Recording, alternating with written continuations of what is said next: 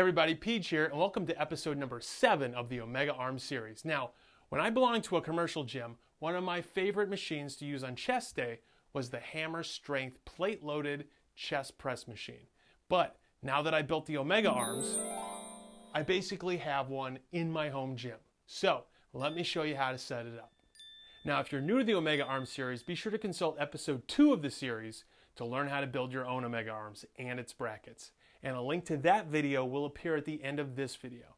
Now, this video is just going to cover the specific configuration of the Omega Arms to replicate a Hammer Strength chest press.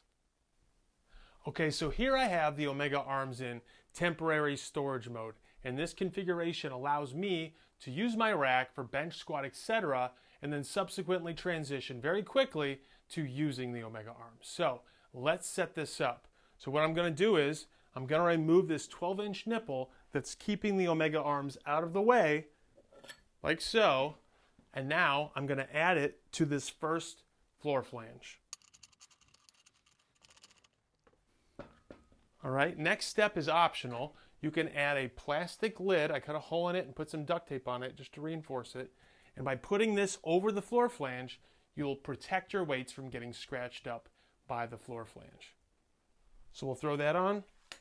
And next is another optional step. This is an Olympic plate adapter, and I taught you how to make these back in episode 2 as well. So we'll throw this guy on, and then we'll add a 3/4 inch nipple cap just to secure that adapter in place. And now we'll repeat those same steps for the other Omega Arm.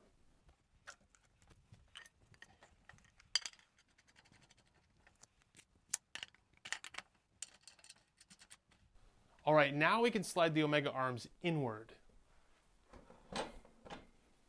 Okay, now we're going to take a 60-inch long, 3/4 inch nipple, and we're going to run it through the first set of holes through both Omega Arms. Optionally, you can also add some PVC handles to the nipple, which will give you some kind of handle rotation, which is quite nice. So, these are 5-inch lengths of Schedule 40, 1 1/4 PVC.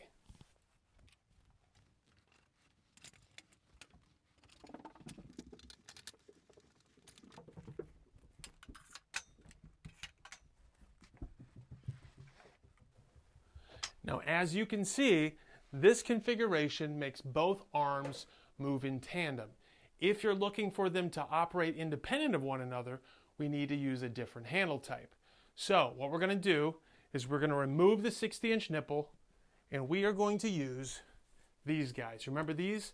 So, we made this piece back in episode 2, and I simply added 10-inch nipples to both ends. So, we'll remove this. Okay, now optional, you can also add those PVC pieces to get some rotation on these handles. So, let's add these right here at the first and second hole. And then, of course, we'll add nipple caps to the end there.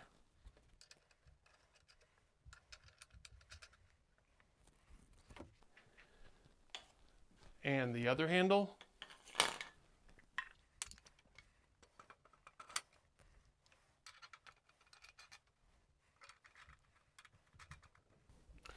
Now, as you can see, this safety bar I moved down here. Why? Because if it's up here, it actually gets in the way of using the handles. So I move this a little lower. The problem is, though, now the safety bar doesn't provide any safety. So what we're going to do is we're going to take 6-inch long nipples, and we're going to add them right here to the ends of the Omega Arms.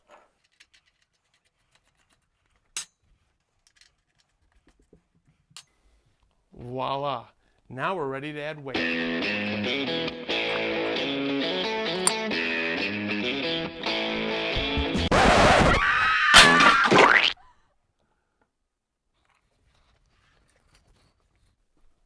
That reminds me, let's make sure that we don't have a tipping hazard here.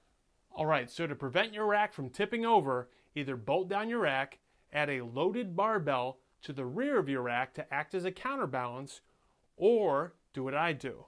I'm going to take my rack safety bar and I'm going to insert it into the 2x2 square tubing of the rack's feet. And now I'm going to take 3/4 inch nipples and stick them inside also, just to kind of snug it up inside.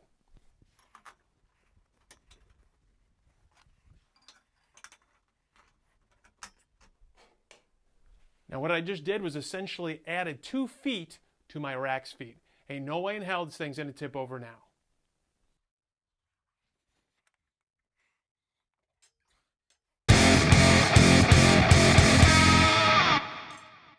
All right, now let's cover disassembly, aka putting it back in temporary storage mode.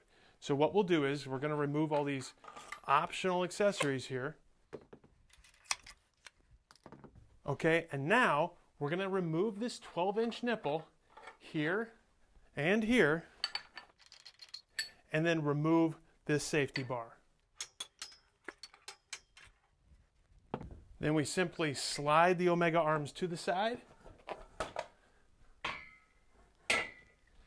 Then we're going to tilt them back, and we're going to stick these 12-inch nipples through the 1, 2, 3rd hole down.